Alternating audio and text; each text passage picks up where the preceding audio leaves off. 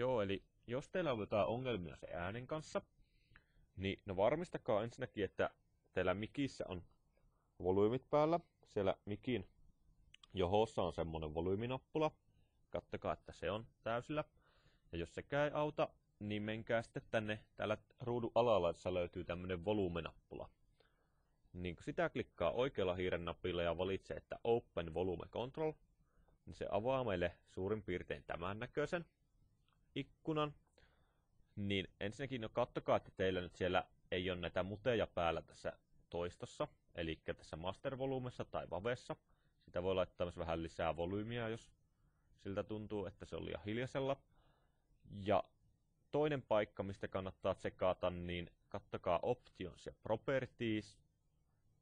Ja sieltä avautuu tämän näköinen ikkuna, Properties-ikkuna, niin kattokaa tästä Mixer Devicestä tuo Soundmax HD Audio 1. Ja sieltä, niin siellä lukee, että tää on nyt näitä recording-asetuksia, niin klikatkaa, että se mikrofone-asetus on täällä päällä, ja kattokaa OK.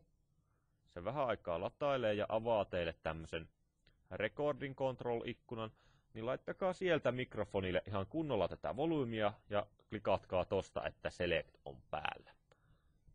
Niin kokeilkaa sitten uudestaan sitä Windows Encoderia.